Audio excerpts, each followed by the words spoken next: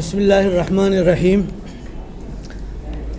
آج بتاریخ 3 ستمبر 2020 بروز جمعرات کو تاریخ ساز علماء کنونشن یہاں منعقد ہوا ہے، جس میں کراچی بھر کے مساجد کے ائمہ اور خطباء اور دینی جماعتوں اور تنظیموں کی نمائندہ شخصیات نے شرکت کی ہے۔ یہ اجتماع 10 محرم الحرام کے جلوسوں میں بعض ذاکرین خصوصاً کراچی میں تقی جعفر نامی شخص کی جانب سے صحابہ اکرام رضوان اللہ تعالی علیہ مجمعین کی شان میں نام لے کر لعن طعن اور گستاخی کا جو ارتکاب کیا گیا ہے، اشتعال انگیز اور مذہبی تعصب اور منافرت پر مبنی یہ تقریر سوشل میڈیا اور الیکٹرانک میڈیا کے بعض چینل کے ذریعے سے لائیو بھی نشر ہوئی ہے، اور جس سے دنیا بھر کے مسلمانوں کے جذبات مجروح ہوئے ہیں۔ اسی طرح ملک کے دیگر شہروں میں بھی اسی قسم کی متعصبانہ اور اسی طرح گستاخی کے کلمات پر مبنی تقاریر سے جو امن و امان اور ملک کو عدم و استحکام کے ساتھ فرقہ وارانہ آگ میں دھکیلنے کی جو ایک سازش کی گئی ہے، ہم آج کے اس اجتماع میں اس منفی متعصبانہ اور فرقہ وارانہ رویے کی روک تھام کے لیے حکومت کی طرف سے عملی اقدامات نہ کرنے پر اظہار مذمت کرتے ہیں۔ آج کے اس نمائندہ علماء کنونشن میں چند فیصلے متفقہ طور پر کیے گئے ہیں۔ یہ متفقہ فیصلے اور کچھ مطالبات جو حکومت سے ہم کر رہے ہیں یہاں درج ذیل ہیں۔ نمبر 1، اکابر اور مشائخ سے مشاورت کے بعد تمام اہل سنت مکاتب فکر کی طرف سے کل 4 ستمبر بروز جمعہ یوم عظمت صحابہ پورے پاکستان میں منانے کا اعلان کیا جا رہا ہے۔ یہ اجتماع کل جمعے کے اندر پورے پاکستان کی مساجد میں عظمت صحابہ کے یوم کے طور پر منایا جائے گا۔ اس میں اصحاب رسول رضوان اللہ تعالی علیہم اجمعین کے فضائل مناقب پر روشنی ڈالی جائے گی۔ نمبر 2، کراچی میں 10 محرم کے جلوس میں جس شخص نے توہین صحابہ کی جسارت کی ہے، اس کے خلاف FIR میں دہشت گردی کی دفعات شامل نہیں کی گئی ہیں۔ یہ اجلاس مطالبہ کرتا ہے کہ اس FIR کو دہشت گردی کی دفعات کے ساتھ درج کیا جائے اور اس کے اندر مطلوب افراد کو گرفتار کر عبرتناک سزا دی جائے۔ یہ علماء کنونشن مطالبہ کرتا ہے کہ متعلقہ جلوس کے پرمٹ ہولڈر کے خلاف بھی کارروائی کرتے ہوئے وہ پرمٹ منسوخ کیا جائے۔ نمبر 4، ایک منصوبہ بندی کے تحت ملک میں بڑھتی ہوئی فرقہ واریت پر علماء کنونشن انتہائی تشویش کا اظہار کرتے ہوئے اس کے لیے فوری طور پر روک تھام کے لیے اقدامات کا مطالبہ کرتا ہے۔ نمبر 5، سوشل میڈیا پر اشتعال انگیز اور منافرت پر مبنی مواد کو پھیلانے والے عناصر کے خلاف بھی کارروائی کا مطالبہ کیا جا رہا ہے۔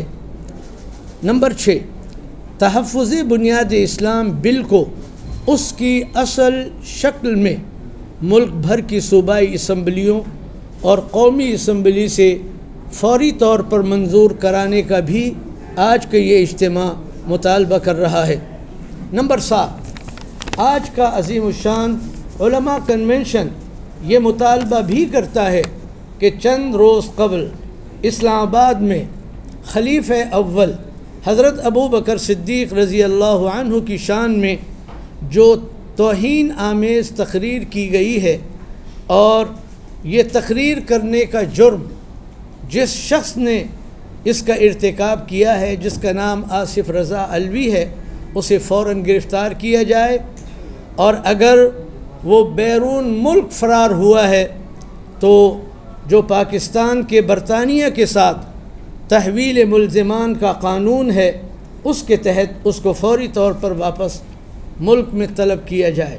نمبر 8، یہ اجتماع مطالبہ کرتا ہے کہ ملک میں مقدس شخصیات کے خلاف سوچی سمجھی سازش کے تحت فرقہ وارانہ کشیدگی کے ذریعے ملک میں امن و امان، مذہبی تعصبات کو پروان چڑھانے والے عناصر کے خلاف بھی فوری کارروائی کرتے ہوئے ایسے تمام اجتماعات کو ان کی عبادت گاہوں تک محدود کیا جائے، اور یہ تمام جلوس اور اجتماعات جو اہل سنت والجماعت کے راستوں اور چوراہوں اور گلیوں پہ منعقد کیے جاتے ہیں اور جس کے نتیجے میں پورا شہر اور ملک ایک اذیت کے اندر مبتلا رہتا ہے، اس کا سلسلہ فوراً ختم کیا جائے۔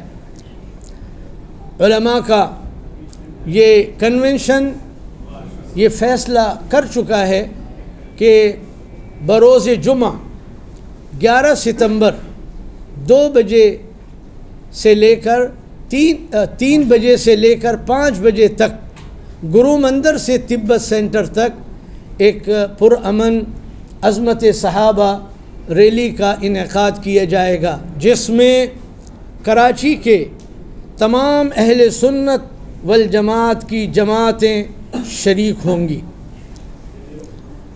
نمبر 10، یہ کنونشن ملک کی سلامتی کے اداروں سے مطالبہ کرتا ہے کہ ملک میں مذہبی تعصب کے ذریعے جو عدم استحکام، انتشار، انارکی میں مبتلا کرنے کی جو کوششیں کی جا رہی ہیں، اور جس میں ہمارا خدشہ یہ ہے کہ اس میں بیرونی طاقتیں بھی ملوث ہیں، ان کو فوری طور پر واضح کیا جائے اور ایسے مجرموں کو قرار واقعی سزا دی جائے۔ نمبر 11، معروف علمی اور دینی رہنماؤں کو دی جانے والی سرکاری سیکورٹی پر مامور اہلکاروں کو دوبارہ متعین کرنے کا حکم جاری کیا جائے۔ نمبر 12، دیگر مذہبی جماعتوں اور تنظیموں کی جانب سے موجودہ صورتحال میں جو مختلف اجتماعات ہو رہے ہیں، جس کے لیے مفتی منیب الرحمن صاحب خاص طور پر مشغول ہیں، اور ہماری کل ان سے اس سلسلے میں ملاقات بھی ہوئی ہے، اور جو اعلان ان کی طرف سے ہو رہے ہیں کہ کل جمعہ وہاں پر بھی یوم عظمت صحابہ منانے کا اعلان کیا گیا ہے، اور اسی طریقے سے ایک پرامن ریلی کا وہ بھی اعلان کرنے جا رہے ہیں۔ تو ان تمام فیصلوں میں جو مفتی منیب الرحمن کر رہے ہیں، ہم ان کے ساتھ شریک ہیں، ان کے ساتھ شامل ہیں، اور اپنے تمام تر تعاون کا انہیں یقین دلاتے ہیں، جیسا کہ مفتی منیب الرحمن صاحب نے ہمیں بھی مکمل تعاون کی یقین دہانی کی ہے۔ اسی طرح جماعت اہل حدیث اور جماعت اسلامی اور دیگر ملکی اہل سنت والجماعت کی مختلف جماعتوں نے جس طرح سے ان موقعوں پر اور خاص طور پر آج کے موقعوں پر جس تعلق کا اظہار کیا ہے اور جس فکر مندی کے ساتھ وہ اس میں شامل اور شریک ہیں، اس پر بھی ہم ان کا شکریہ ادا کرتے ہیں، اور ہم یہ بھی واضح کرنا چاہتے ہیں کہ اگر ہمارے ان مذکورہ مطالبات کو تسلیم نہ کیا گیا تو عظمت صحابہ ریلی کے بعد پھر ہم ملکی سطح پر اپنے آئندہ لاحِ عمل کا اعلان کریں گے۔ یہاں پر اس اعلانیے کے بعد میں 2 باتیں عرض کرنا چاہتا ہوں، چونکہ اس وقت یہ گفتگو ہماری میڈیا سے ہو رہی ہے اور یہاں پر کراچی کا میڈیا موجود ہے۔ ایک بات مجھے یہ کہنی ہے کہ اس وقت خاص طور سے 10 محرم کے دن اور اس سے پہلے بھی کراچی پانی ہوا تھا، آج بھی جگہ جگہ پانی ہے، لوگوں کی زندگی مشکل ہے، لیکن اس کے باوجود اندازہ کیجئے کہ کچھ لوگ ہیں جو ملک میں فرقہ واریت کی آگ بھڑکانا چاہتے ہیں۔ اندازہ کیجئے شہر کس حال میں ہے، لوگ کس تکلیف میں ہیں، اور کچھ ہیں جنہیں لوگوں کے ریلیف کا خیال نہیں ہے بلکہ وہ ایک فرقہ واریت کی آگ بھڑکانا چاہتے ہیں۔ یہ معمولی بات نہیں ہے۔ میں ملک کے اندر لا اینڈ آرڈر سے وابستہ اتھارٹیز کی توجہ دلانا چاہتا ہوں کہ آپ کہاں ہیں۔ نمبر 2، ہمارا یہ ریجن اس وقت ایک اسٹریٹجک نئی پلاننگ کے اندر اس وقت مشغول ہے. صورتحال چین کی ہندوستان کے ساتھ، ہندوستان کی پاکستان کے ساتھ، اور دیگر جو صورتحال ہے جس میں آپ کی مشرق وسطیٰ کے ممالک، اسرائیل، عرب ممالک سب شامل ہیں. ایسے نازک موقع پر پاکستان میں محرم میں اور اہل بیت کا نام لے کر، غم حسین اور یاد حسین کا نام لے کر اگر اس طریقے سے فرقہ واریت کو ایک منصوبے کے تحت شروع کیا جا رہا ہے تو اس پر ہمارے ملک کے حکمران کہاں ہیں؟ یہ فوری توجہ طلب بات ہے. ہمیں کوئی شوق نہیں ہے کہ ہم اس طرح سے اجتماعات کریں. یہ الگ بات ہے کہ عظمت صحابہ کے مشن پر، عظمت صحابہ کے عنوان پر اجتماعات ہمارے ہاں پورے سال ہوتے ہیں، وہ کسی ایک مہینے کے ساتھ مخصوص نہیں ہیں. لیکن یہ جو کچھ کیا جا رہا ہے اس پر انتظامیہ کی خاموشی، وزیر اعلیٰ سندھ کی خاموشی، گورنر سندھ کی خاموشی، فیڈرل اور وفاقی حکومت کی خاموشی، اور پریس کے ذریعے سے خبروں کو سنسر کرنے کی پالیسی کسی بھی اعتبار سے درست نہیں ہے. یہ صورتحال تبدیل ہونی چاہیے. میں اسی پر اکتفا کرنا چاہتا ہوں. بہت شکریہ.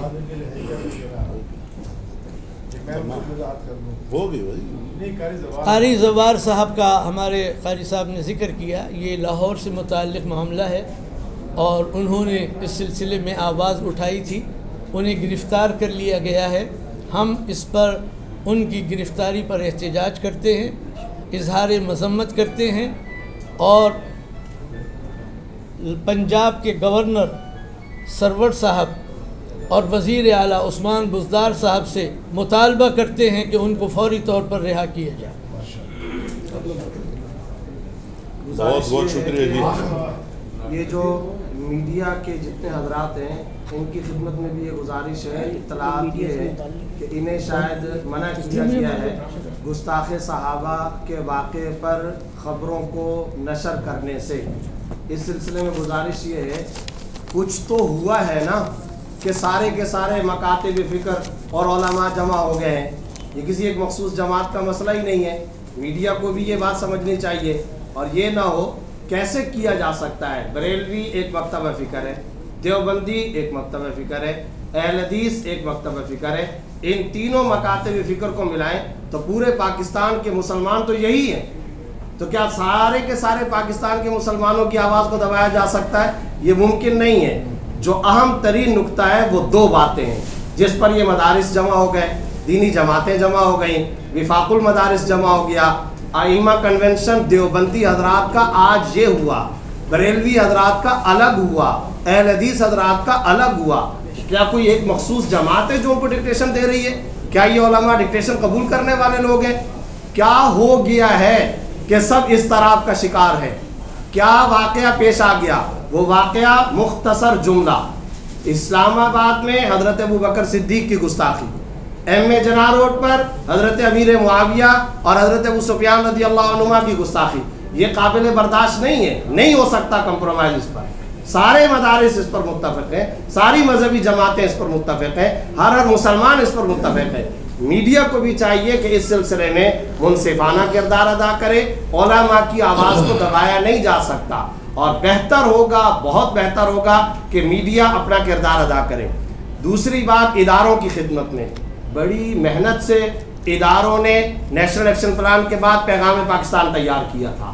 ایک ایک عالم، ایک ایک امام صاحب کے پاس باقاعدہ اداروں کے لوگ گئے ہیں. سینکڑوں نہیں، ہزاروں علماء کے اس کے اوپر دستخط کیے گئے ہیں. اب تقی جعفر ریاست سے زیادہ مضبوط ہو گیا ہے. فوجیوں کے بنائے ہوئے آئی ایس آئی، افواج پاکستان کے بنائے ہوئے ریاستی بیانیے کو ایک شخص ایم اے جناح روڈ پر اس طریقے سے اس کی دھجیاں بھی کھیر رہا ہو. کیا ہو گیا؟ یہ آصف رضا علوی پاکستان سے زیادہ طاقتور ہو گیا ہے. راتوں رات اس کو یہاں سے غائب کروا دیا گیا اور اس کو پروٹوکول کے ساتھ باہر ملک بھیج دیا گیا. تو کیا وہ پورے پاکستان سے، پاکستان کی افواج سے، ریاست اور حکومت پاکستان سے زیادہ طاقتور ہو چکا ہے؟ یہ علماء کنونشن مطالبہ کرتا ہے اس گستاخ کو واپس لایا جائے. اور واپس لا کر کے قانون کے مطابق سزا دی جائے۔ پھر ایک اور بات بھی میڈیا کے حضرات کو نوٹ کرنا چاہیے، حضرت مولانا ڈاکٹر عادل خان صاحب، یہ جتنے اور حضرات بیٹھے، کیا ان کی شہرت مدارس کے علماء، آج آنے والے لوگوں کی شہرت کوئی عام دنوں میں شیعہ سنی کے اعتبار سے مشہور ہے؟ کوئی نہیں ہے۔ یہ حضرات تدریس والے، اپنی اپنی جماعتوں والے، مدارس والے، مثبت اور معتدل انداز میں کام کرنے میں مشہور ہیں، غیر متنازع مشہور ہیں۔ کیا ہو چکا ہے کہ آج یہ سارے غیر متنازع علماء بھی ایک ہی پلیٹ فارم پر جمع ہو چکے ہیں۔ حساس ترین مسئلہ ہے، ویری سینسٹیو ایشو۔ پاکستان کے اداروں کو، ایجنسیز کو، افواج پاکستان کو اپنے بیانیہ، اپنے کاؤنٹر نیریٹو، اپنے پیغام پاکستان کو بچانے کے لیے اقدامات کرنے چاہیے۔